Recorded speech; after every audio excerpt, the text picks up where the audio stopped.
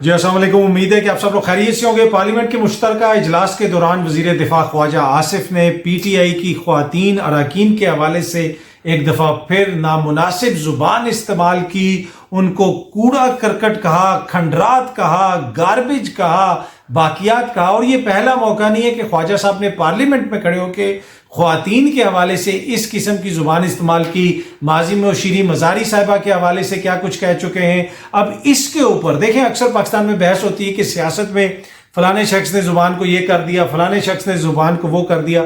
آپ کوئی مثال دے دیں کہ جہاں پہ عمران خان کھڑے ہوں اور انہوں نے جناب پارلیمنٹ کے اندر مخالفین کی خواتین کے حوالے سے یا خواتین اراکین کو گاربیج کہا ہو، کوڑا کرکٹ کہا ہو، کھنڈرات کہا ہو، اس قسم کی زبان استعمال کی گئی ہو۔ اب اس کے اوپر کچھ خواتین جو صحافی ہیں وہ بھی میں دیکھ رہا تھا، ایک آدھی کسی کی ٹویٹ بھی تھی، وہ بھی اعتراض کر رہی تھیں۔ اس کے علاوہ فرح حبیب صاحب نے بھی ٹویٹ کی ہوئی ہے، یہ جیو کا سکرین شاٹ بھی لگایا ہوا ہے کہ اخلاق باختہ عورتیں ہمیں عفت اور عصمت پر لیکچر نہ دیں۔ یہ خواجہ آصف صاحب نے کہا، جیو کا یہ سکرین شاٹ لگایا ہوا ہے فرح حبیب صاحب نے۔ اس کے علاوہ ایک اور میں خاتون صحافی کو دیکھ رہا تھا، انہوں نے بھی یہ سکرین شاٹ لگایا ہوا ہے، اور فرح حبیب صاحب نے لکھا بھی ہے کہ ایسا اخلاق سے گرا ہوا شخص جو متعدد بار اسمبلی کے فلور پر خواتین کے بارے میں اخلاقیات سے گری ہوئی بد زبانی کر چکا ہے۔ پہلے بھی اس نے شیریں مزاری سے متعلق گھٹیا گفتگو کی اس اسمبلی کے فلور پر کی تھی۔ یہ وہی شخص ہے جو امریکہ میں ایک فورم پر ویسٹرن لباس پہن کر اپنے آپ کو لبرل کہہ رہا تھا اور اندر سے اس تنگ نظری اور غلیظ سوچ کا اظہار بار بار خواتین پر حملہ کر کے کرتا ہے۔ ایسی منافقت پر کوئی شرم ہو، کوئی حیا۔ وہ جو خواجہ صاحب کا ایک مشہور ڈائلاگ ہے وہی دہرایا فرح حبیب صاحب نے۔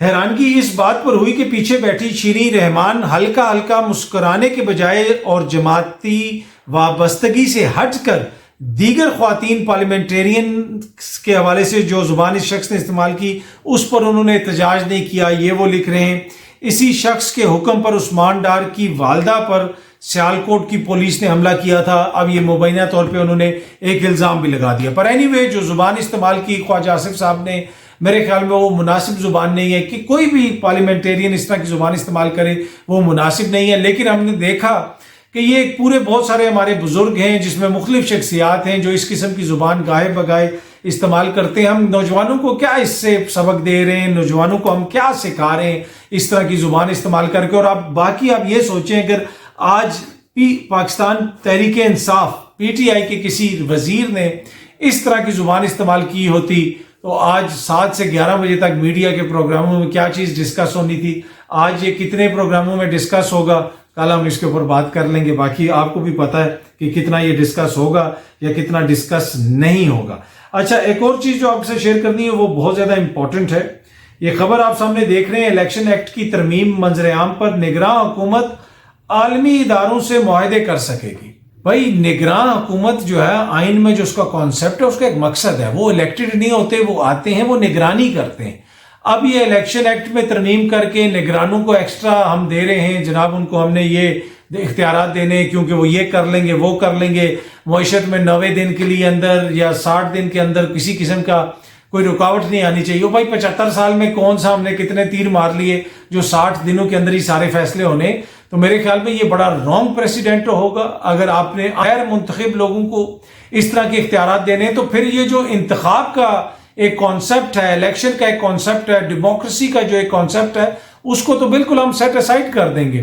تو یہ آئی ڈونٹ نو کیوں یہ جمہوری جماعتیں یہ سمجھتی ہیں کہ ایسا ہونا چاہیے، لیکن یہ تو بنیادی آئین کی جو روح ہے اسی کے خلاف ہے کہ جناب یہ کیسے ہو سکتا ہے کہ غیر منتخب لوگوں کو آپ منتخب لوگوں کے اختیارات دے دیں۔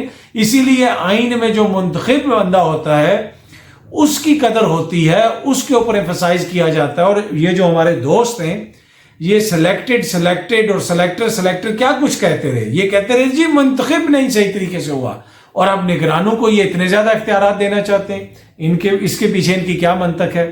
یہ خود ہی یہ فیصلہ کر سکتے ہیں۔ ان کو تو یہ جلدی ہونی چاہیے کہ جی انتخابات کروائیں اور دوبارہ منتخب ہو کے آئیں گے، اور جو بھی منتخب ہو کے آئے گا وہ یہ کام کرے گا، اکانومی کو سنبھالے گا۔ جہاں تک اکانومی کی حالت ہے، 2 more Karachi port terminals to be signed off to UAE، 2 more جو ہے وہ پورٹ کے جو ٹرمینل ہیں وہ UAE کو دیے جا رہے ہیں۔ آپ کی آؤٹ سورس ہو رہے ہیں، آپ کے ایئرپورٹ، اس کے اوپر احتجاج کی خبریں بھی ہیں، آلدو کہ میڈیا تو اس کو کور نہیں کر رہا، لیکن اس طرح کی رپورٹس آ رہی ہیں کہ اس حوالے سے احتجاج ہو رہا ہے۔ باقی اکانومی کی سچویشن یہ بھی ہے کہ 200 ادویات کی قیمتوں میں اضافے کی سمری حکومت کو بھیج دی گئی ہے کہ جی 200 جو ہے وہ ادویات کی آپ نے قیمتوں میں اضافہ کرنا ہے، اس کی سمری جا چکی ہے۔ باقی اچھی خبر ایک یہ ہے کہ رانا ثناءاللہ صاحب کے خلاف جو گجرات میں مقدمہ درج تھا، وہ یاد ہوگا کہ انہوں نے افسران کے نام لے کے جو کہا تھا، ان کے عہدوں کا کہ آپ نے پھر اسی ملک میں رہنا وغیرہ اس طرح کی باتیں کی تھی، اور وہ مبینہ طور پہ کوئی دھمکیاں دی تھی۔ اب وہ ان کا جو گواہ تھا وہ منحرف ہو گیا، اور رانا صاحب کو اس مقدمے سے جناب باعزت بری کر دیا گیا، وہ مقدمہ خارج کر دیا گیا۔ دوسری طرف عمران خان صاحب جو ہیں ان کے اوپر مقدمات جاری ہیں، وہ توشہ خانہ والا مقدمہ بھی جاری ہے۔ وہاں پہ عدالت میں جو مناظر ہوئے، عطا طارر صاحب بھی وہاں پہ کل پہنچے تھے، ادھر جو جج صاحب ہیں ان کے حوالے سے بھی تحفظات کا بار بار اظہار کیا گیا۔ ان کے سوشل میڈیا اکاؤنٹ سے عمران خان صاحب کے حوالے سے جو پوسٹ شیئر ہوئی وہ بھی سوشل میڈیا پہ شیئر ہوتی رہی، اس کے اوپر وہاں پہ بات بھی ہوتی رہی۔ جج صاحب نے یہ بھی کہا، صحافی بھی رپورٹ کرتے رہے کہ یہ میرا یہ اکاؤنٹ ہے لیکن یہ پوسٹ میری نہیں ہے۔ پھر جج صاحب نے وہاں پہ جس قسم کی سختی سے بات کی خان صاحب کے وکیل کے ساتھ، آگے سے انہوں نے بھی جواب دیا۔ وہ تمام چیزیں سامنے ہیں کہ جس طریقے سے، اور جج صاحب کو جلدی ہے کہ فوراً وہ مقدمہ چلایا جائے اور چیزوں کو آگے بڑھایا جائے۔ واقعی وہاں پہ اب جو مقدمے کی سچویشن یہ ہے کہ ہائی کورٹ سے تو عمران خان صاحب کو ریلیف نہیں ملا، لیکن اب وہ سپریم کورٹ میں لے گئے ہیں اسی معاملے کو، اور کل سپریم کورٹ میں صبح 9:30 بجے 2 رکنی جو بینچ ہے، غالباً جسٹس یحییٰ آفریدی اور جسٹس مسرت حلالی صاحبہ جو ہیں وہ اس کی سماعت کریں گی۔ کل دیکھتے ہیں کہ یہ معاملہ پھر آگے کس طرف جاتا ہے۔ باقی خان صاحب کے وکیل ہیں، وہ آج سارا دن رپورٹ بھی کرتے رہے، ٹویٹر پہ خود بھی بتاتے رہے۔ وہ نعیم حیدر جو پنجوتھا ہیں وہی جن کا سر بھی پھاڑا تھا رینجر والوں نے جب خان صاحب کو پکڑا تھا، تو وہ بتا رہے ہوتے ہیں کہ جناب ابھی ہم ہائی کورٹ پہنچ گئے ہیں، ابھی ہم کچہری چلے گئے ہیں، ابھی ہم الیکشن کمیشن چلے گئے ہیں، ابھی ہم FIA میں چلے گئے ہیں۔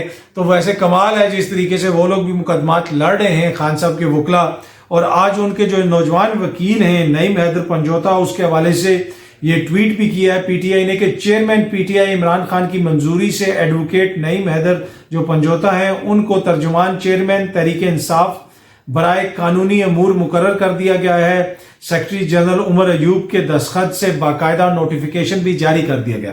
اچھا، یہ جو پنجوتھا ہے، نعیم حیدر پنجوتھا نوجوان وکیل ہیں، انتظار پنجوتھا ہیں، باقی خان صاحب کی دیگر ٹیم بھی ہے، شعیب شاہین صاحب بھی ہیں، پہلے فیصل فرید صاحب جو ہیں وہ بھی مقدمات لڑتے رہے، دیگر لوگ بھی ہیں۔